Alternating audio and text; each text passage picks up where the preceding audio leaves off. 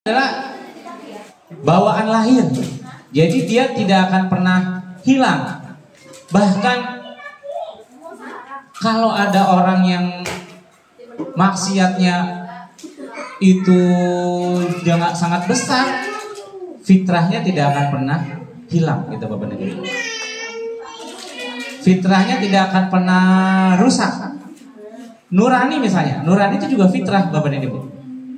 Nurani itu kan sebenarnya kompas yang Allah berikan kepada anak manusia, pada kita semua, untuk bisa melihat mana yang baik, mana yang benar. Seorang pembohong sekalipun, kalau kita bilang pembohong itu berbohong itu boleh apa enggak, pasti dia akan bilang nggak boleh begitu. Jadi fitrahnya manusia itu saat yang tentang nurani itu bisa membedakan mana baik yang benar. Itu Allah ciptakan dalam diri anak-anak kita sebagai kompas. Nah, walaupun anak kita bermaksiat ya, walaupun ada orang yang bermaksiat sekalipun, saat ditanya nuraninya, dia akan pasti pro pada kebaikan. Itu yang pertama. Ini kehebatan yang Allah berikan kepada anak-anak kita, Bapak dan Ibu. Jadi dia bawaan lahir. Tidak ada istilah fitrah itu hilang, nggak ada istilah fitrah itu hancur, babak belur misalnya, atau berlawanan.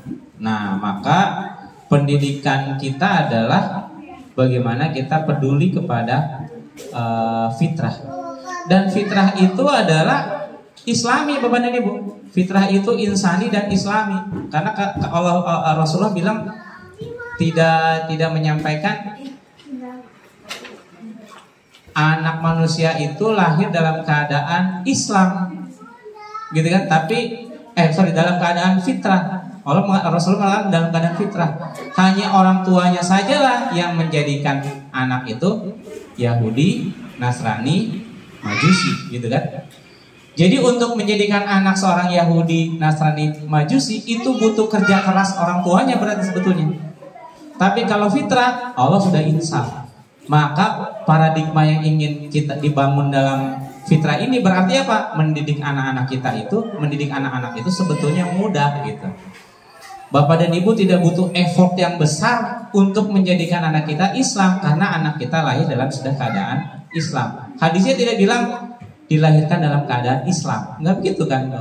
Kecuali ayahmu yang menjadikan dia Islam, Yahudi, Nasrani atau Majusi, nggak begitu kan? Tapi tidak disebutkan kata Islam, karena dalam keadaan fitrah.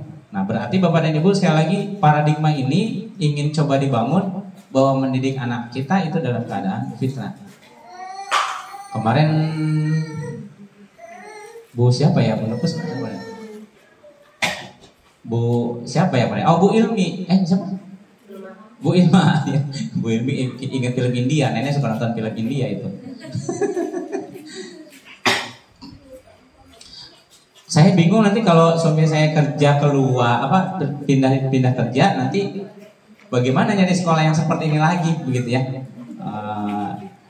Nah, yang kita harapkan malah Bapak dan Ibu siap mengambil alih gitu. Kalau dimanapun Bapak dan Ibu berada, keluarga kita lah yang akan mendidik anak-anak kita, gitu ya.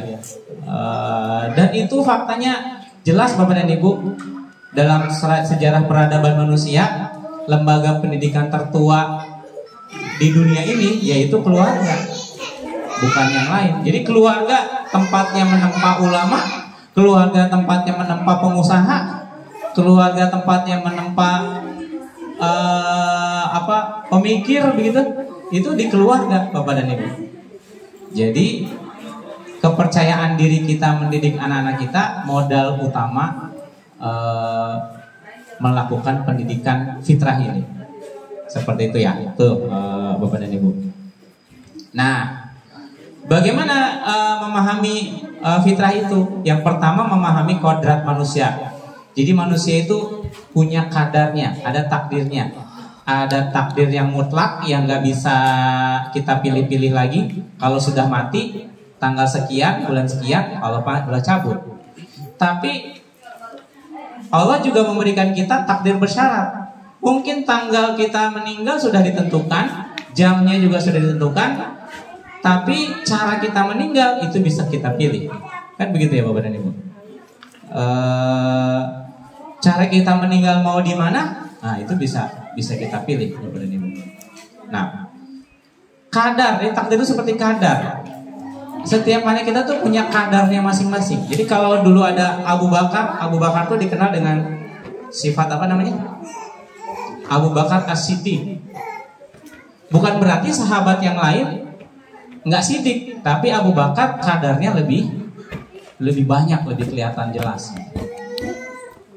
Umar apa kalau Umar? Ada ingat nggak Umar? Al-Faruq. Nah, bukan berarti sahabat yang lain nggak Al-Faruq, tapi Umar punya kadar Al-Faruqnya lebih tinggi. Nah, itu kadar. Nah, anak-anak kita insya Allah punya kadarnya juga masing-masing. Begitu. Nah, terus yang selanjutnya, nah ini yang paling penting Bapak dan Ibu, menumbuhkan potensi kemanusiaan. Jadi Allah tuh memberikan kita kulkulu ya'mal ala syakilatihi. Setiap anak kita tuh bekerja dengan syakilahnya masing-masing. Cara menemukan syakilah itu, yang pertama sebetulnya disyukuri. Disyukurinya itu dengan cara coba temukan. Kalau Bapak dan Ibu ada pernah ikut tes yang pakai tes bakat pakai apa tuh? Jari, mau tes bakat talent mapping segala macam. Sebetulnya itu memang hanya di permukaan. Ya, hanya sekadar di permukaan. Tapi cara menemukan potensi anak kita ya dengan cara, kalau kemarin resepnya sederhana ya. Dari Kang Rian, main, ngobrol, bikin project. Itu cara menemukannya. Main, ngobrol, bikin project sederhananya. Main yang banyak sama anak kita, ngobrol yang banyak dengan anak kita, bikin projectnya apa kira-kira. Main itu nanti akan kelihatan. Wah, ini anak saya ngoceh aja ya selama dalam main ini. Kelihatan kan potensi yang akan didapatkan? Oh, anak saya nih kalau lagi jalan tuh pelan-pelan banget. Oh, dia orangnya hati-hati banget. Bapak dan Ibu, aktivitas fisik juga akan mempengaruhi kejiwaan anak gitu ya sebetulnya. Aktivitas fisik akan mempengaruhi kejiwaan anak, dan kejiwaan anak juga mempengaruhi fisiknya. Itu saling berkaitan terus. Dengan main, kita bisa sangat melihat apa yang ada dalam diri anak-anak kita. Nah, pertanyaannya, sudahkah kita main yang banyak nih dengan anak-anak kita? Jangan sampai kita ngerasa kita tidak bisa mendidik anak kita karena kita pikir seperti sekolah pada umumnya harus mentransfer knowledge yang banyak. Tapi main itu juga adalah bagian dari proses pendidikan anak-anak kita. Apa tadi? Main, ngobrol. Nah, ngobrol yang banyak Bapak dan Ibu. Bahkan anak bisa diajak ngobrol itu sejak umur 2 tahun. Ngobrol seperti orang dewasa. Ya, sejak usia 2 tahun anak kita bisa diajak ngobrol serius begitu. Ngobrol ini untuk apa? Tadi kalau main lihat potensi yang tidak kita kasat mata. Kalau ngobrol kita bisa melihat apa yang ada dalam kepalanya. Ya, dalam pikirannya. Dia bisa ngungkapin segalanya. Bahkan dari ngobrol juga kita bisa lihat perasaannya. Dia senang apa enggak sih dan segala macamnya.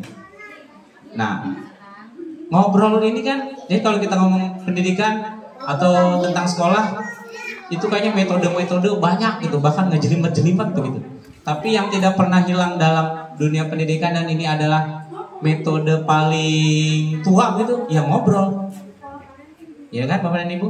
Kebiasaan kita dulu waktu kecil sama bapak, sama ibu di rumah begitu, pulang dari bapak pulang dari kerja, malam-malam kita ngobrol gitu di ruang tertentu ya. Ada yang punya ruang keluarga, yang nggak punya mungkin di mana begitu. Ada obrolan-obrolan. Nah, ini kualitas obrolan kita juga akan membangun kualitas literasi anak kita. Jadi semakin deep ngobrolnya, ya semakin kuat literasi anak kita. Nah, yang terakhir project. Ini project sederhana sih Bapak dan Ibu. Bikin project yang sederhana, nggak perlu yang susah-susah. Nah, itu tentang potensi. bagaimana kita bisa melihat potensi anak. Nah, selanjutnya syukuri. Bahkan kalau perlu, nah, bayangkan tuh Bapak Ibu, temukan, akui bahwa itu potensi kita. Nih, kita yang sudah besar juga coba belajar mengakui kehebatan kita. Bukan dalam rangka bangga diri Bapak dan Ibu. Bangga diri itu kalau kita ngerasa yang kita lakukan ada hasilnya. Jadi gini, tuh ini hasil saya, itu bangga. Tapi kalau saya nih bilang ke Ustadz, saya ini jagonya nih bikin desain gitu ya. Desain bikin ini. Jadi tempatin saya di tempat yang tepat gitu. Jadi itu bukan dalam rangka ujub diri. Tapi kalau kalau bangga diri itu ya kita bilang ke hasil yang kita dapatkan ini. Nah, itu baru kita akan. Tapi kalau menyampaikan kehebatan kita kepada orang lain, itu bagian daripada orang yang dianggap bersyukur. Bakat itu yang wajib kita syukuri Bapak dan Ibu. Jadi anak-anak kita harus percaya diri. Makanya nanti saat usia 15 tahun, kita tuh nggak bilang kamu tuh bakatnya itu, tapi dia akan menyampaikan dirinya. Saya hebatnya di sini, Pabrik. Bukan dari kitanya yang bilang, bukan dari hasil talent mappingnya gitu yang bilang, tapi dia sendiri yang mengakui. Nah, jadi kalau karena banyak dari kita juga yang udah dewasa gitu ya, misalnya Pak Lili, kehebatan Pak Lili apa nih? Aduh, apa ya? Males ya. Padahal akui itu bagian daripada tanda bersyukur. Bahkan Bapak dan Ibu, Rasulullah itu menangis dan sholat malam itu bukan karena dosa-dosanya, tapi karena apa? Ingat gak Bapak dan Ibu kisahnya? Karena khawatir beliau menjadi bukan hamba orang yang bukan jadi hamba yang bersyukur. Bukan karena dosa-dosanya Rasulullah menangis itu waktu sholat sampai bengkak-bengkak sampai nangis gitu, tapi khawatir dia bukan jadi hamba yang bersyukur. Allah sudah ciptakan kita kehebatan, potensi yang kita miliki, syukuri. Nah, ini mengajarkan ke anak-anak kita. Jadi kalau orang tuanya percaya diri tentang bakatnya, maka anaknya juga akan mudah percaya diri dengan bakatnya. Tapi kalau orang tuanya ragu-ragu, ya juga anaknya juga akan ragu-ragu. Gitu ya Bapak dan Ibu ya.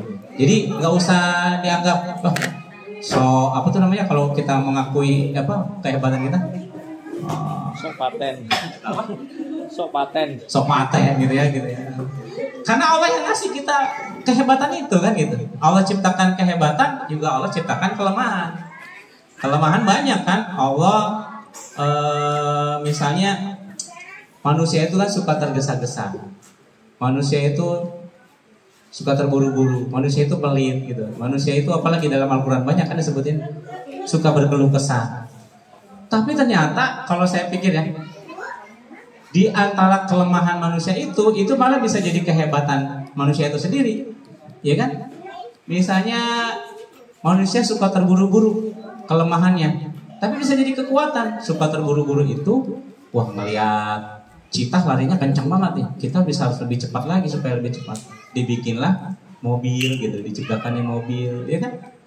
Dari kelemahan suka terburu-buru muncul keresahan itu. Dari orang yang suka pelit, ada ilmu manajemen gitu, manajemen keuangan, gitu kan?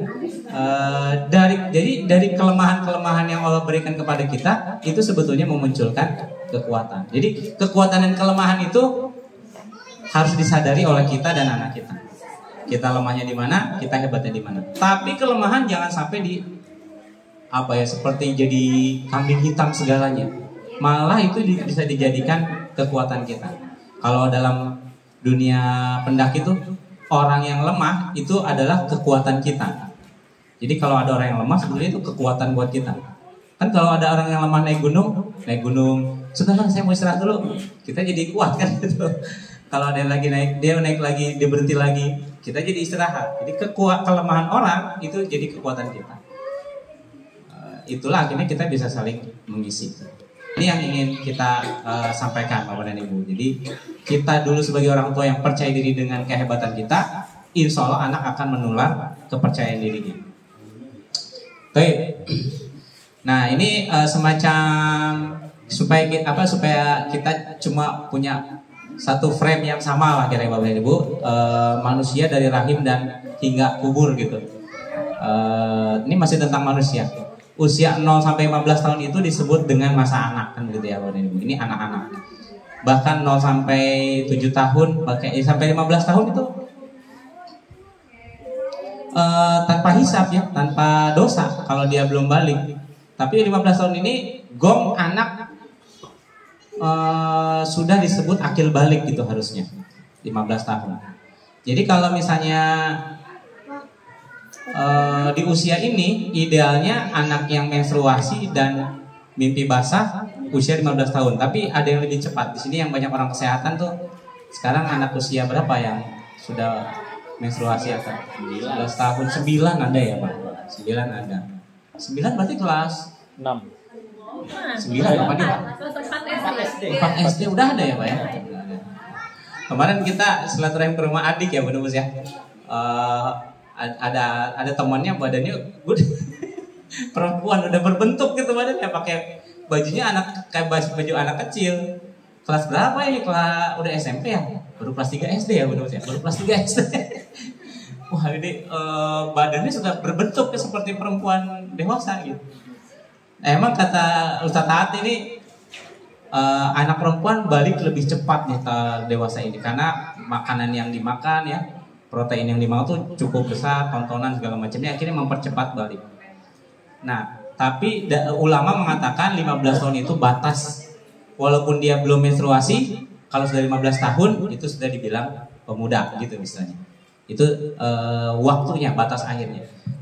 Jadi maksudnya kita butuh waktu 15 tahun untuk menyiapkan anak kita siap masuk ke periode selanjutnya. Dan 15 tahun pertama ini itu yang akan mempengaruhi usia-usia selanjutnya. Gitu ya Bapak dan Ibu. Jadi 15 tahun pertama ini itu yang mempengaruhi masa.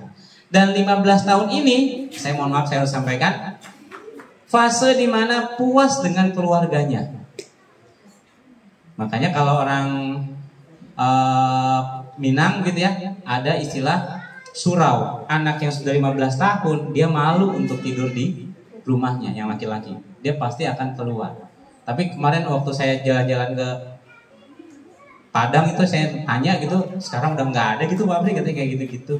Tapi dulu pelajaran dari orang Padang itu kalau udah 15 tahun dia harus keluar, merantau. Tukang cukur yang ada di lampu merah itu Pak Badil ngobrol-ngobrol. Saya 15 tahun SMP saya katanya keluar dari Padang. Saya nggak tahu itu di mana tempatnya, tapi sekarang saya baru tahu itu Balaraja pertama kali saya injak katanya. Jadi sampai Balaraja, tapi sampai ke Rangkas. Emang kita disuruhnya begitu sih Pak, katanya begitu. Suruh keluar. Nah, jadi Bapak dan Ibu, ini fase anak full dengan keluarganya, terpuaskan dengan keluarganya. Pendidikannya itu di keluarganya. Karena setelah 15 tahun siap-siap kita akan ditinggalkan gitu ya. Ditinggalkan dengan kembali ya, maksudnya gini, ditinggalkan karena dari ini kita, karena dari arahan kita. Karena ada anak yang usia SMP sekalipun datang ke rumah seperti tidak pulang ke rumah nyawanya. Gitu nggak Bapak dan Ibu? Dia ada di tempat lain dengan temannya. Bahkan di kamarnya asik dengan gadgetnya. Itu sudah SMP. Tapi dia tidak seperti pulang ke dalam rumahnya. Nah, maksimalkan 15 tahun pertama ini. Kalau anak kita kalau Bapak dan Ibu punya anak 5, berarti 15 tambah 15 tambah 15 tambah 15. Berapa tahun saya harus temenin anak? Ya kan? Tapi kalau Bapak dan Ibu bisa memanfaatkan 15 tahun untuk anak yang pertama, anak yang kedua, ketiga itu akan diikutin. Gitu ya Bapak dan Ibu. Jadi nggak usah ditambahin. Anak pertama nggak usah dikalkulasi. Anak pertama, anak kedua, ketiga. Anak pertama ini 15 tahunnya tercukupi, powerful nanti di usia pemudanya, adik-adiknya akan ngikutin, gitu ya. Kebayang kan kalau kita punya anak, sini yang paling banyak berapa? Oh ibundanya Ali 5. Udah 5 nih bundanya Alin. Jadi nggak perlu ditambah, anak pertamanya siapkan di 15 tahun pertama. Wah anak saya yang pertama udah 15 tahun lebih nih. Ayo nanti kita cek lagi ininya untuk mau bantu adik-adik. Nah 0-15 tahun ini juga disebut anak yang masih murni. Apalagi anak-anak kita yang masih di bawah 5 tahun, dia baru saja bertemu dengan Tuhannya. Iya kan Bapak Ibu? Orang yang masih fresh. Kita yang sudah 40 ke atas menjauh, tapi kita sedang berusaha mendekat lagi gitu. Jadi usia 40 tahun itu nanti menuju puncak untuk dekat pada Allah. 0 sampai 15 tahun ini dia masih ada di posisi baru ketemu Tuhannya, baru ketemu Allah nih sebelumnya Bapak dan Ibu. Artinya dia tidak ada dosa. Nah, 0 sampai 7 ini jadikan dia sebagai raja kan gitu kata Ali bin Abi Thalib. 7 sampai 15 jadikan dia seperti tawanan. Gitu ya. 0 sampai 7 ini raja itu dijadikan bos gitu. Tapi bukan sebagai Tuhan ya. Dijadikan dia seperti bos. Kita layani, bahkan kata Bu Tantri, walaupun dia sudah 7 tahun masih pengen disuapin, itu haknya dia. Jadi memenuhi haknya. Usia 0 sampai 7 tahun ini penuhi semua haknya. Anak perempuan kita yang baru di bawah 7 tahun, dia pengen pakai kuncir gitu, itu haknya Bapak dan Ibu. Karena dia belum terkena pakai jilbab ya, nanti kamu tadi dosa ini kalau nggak pakai jilbab gitu. Belum ada kan seperti itu. Dia masih pengen kuncir, masih pengen main bonekaan. Gitu kan yang dilakukan oleh Aisyah itu kan punya bonekaan gitu Bapak dan Ibu, punya bonekaan. Haknya kita penuhi di usia 0 sampai 7 tahun ini. Saat haknya terpenuhi dan dia puas, nah maka nanti dia akan siap jadi tawanan. Tawanan ini adalah taat kan, patuh. Tapi hati-hati dengan patuh. Ini seolah-olah anak ini sholat, patuh, tapi tidak dengan kesadaran diri. Itu juga jadi warning buat kita. Tawanan yang dimaksud ini dia menyerahkan diri, surrender gitu, menyerahkan diri pada Allah Subhanahu Wa Taala. Dia karena nggak bisa ngapa-ngapain lagi, akhirnya dia pasrahkan sama Allah. Itu yang dimaksud dengan tawanan. Dia nggak punya kekuatan lagi nih, nggak punya kekuatan apa-apa lagi. Maka yang dilakukan adalah menyerahkan. Jadi sholatnya dia itu karena kesadaran diri pada Allah Subhanahu Wa Taala, bukan karena ketakutan, ya, bukan karena pemaksaan kita, gitu ya. Bahkan semua ibadah yang kita lakukan, base-nya adalah harus berdasarkan iman, kesadaran anak-anak kita. Mau niat, mau sholat, niat, berarti butuh kesadaran. Mau puasa, niat, berarti butuh kesadaran. Tidak otomatis. Jadi kalau Bapak dan Ibu punya budaya di rumahnya sudah Islami, Masya Allah ya. Tapi hati-hati. Budaya yang Islam, misalnya pas dengar sesuatu yang kaget, astagfirullah, itu udah terbiasa. Tapi harus dilihat lagi lebih dalam. Saat dia bicara subhanallah, apakah refleks, apakah getaran hatinya juga bergetar gitu ya. Subhanallah, ada tekanan apa dalam suara yang dia keluarkan. Itu juga kita harus perhatikan. Lewat apa tadi? Berinteraksi dengan anak itu, bermain, ngobrol. Oke. Apalagi ya? 0 sampai 15 tahun ini adalah pondasi iman, akal, dan kepribadian Bapak dan Ibu. Jadi 0 sampai 15 tahun ini adalah dia pondasi iman, akal, dan kepribadian.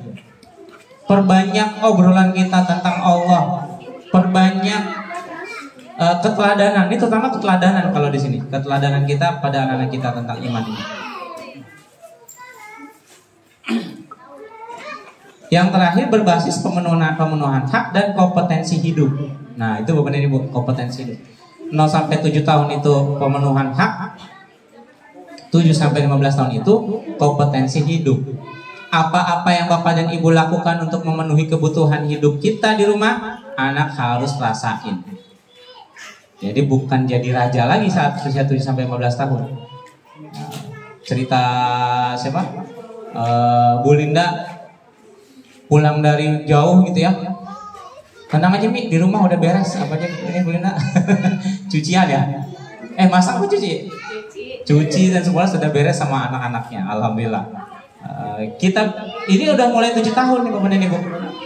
Sudah mulai 7 tahun untuk dibiasakan seperti itu. Tugas-tugas ke rumah tanggaannya mereka. Saya senang aja sih ngedengar kabar-kabar dari orang tua. Sahi Papri, abinya nggak ada, ngebenerin genteng ke atas, masuk ke plafon katanya. Masya Allah kan, kelas 4 SD itu dia naik ke atas, ngeberesin genteng katanya.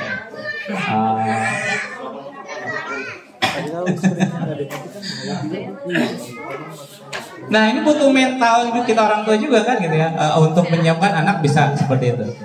Nah di Ilalang karena usianya kan sudah mulai 7 tahun ke atas, kita mau menyiapkan kompetensi hidup itulah kira-kira Bapak dan Ibu. Kompetensi hidup anak-anak kita. Nah itu 0 sampai 15 tahun.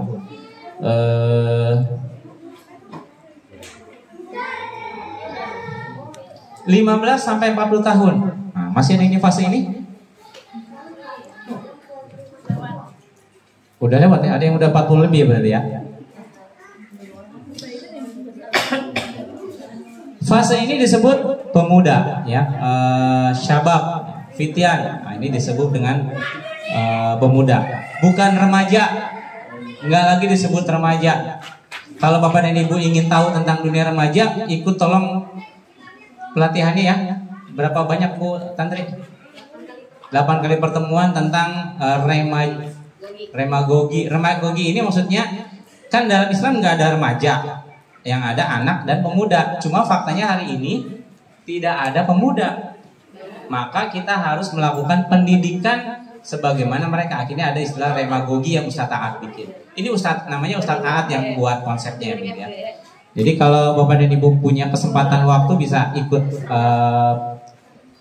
kajiannya 8 kali pertemuan tentang remagogi ini kan. Wah, anak saya sudah lebih dari 15 tahun nih, tapi kemandiriannya belum terlihat dan segala macam. Oh ini berarti karena kita masih menganggap dia masih remaja. Dalam Islam kan tidak ada anak-anak, pemuda, dewasa langsung. Gitu. Kalau sudah pemuda, bagaimana konsekuensinya? Psikologisnya matang, ya kan? Secara finansial juga matang gitu harusnya. Apalagi yang laki-laki ya. Kalau laki-laki itu finansial sudah siap gitu. Bapak dan Ibu yang anaknya sekarang 7 tahun, yang laki-laki, nah berarti 7, 8, 9, 10, 11, 12, 13, 14, 15 9 tahun lagi Bapak dan Ibu mendidik mereka. Saat 15 tahun kata Pak Peri, Bang, abang udah gak dikasih uang jajan lagi sama Abi, cari sendiri uangnya ya. Gimana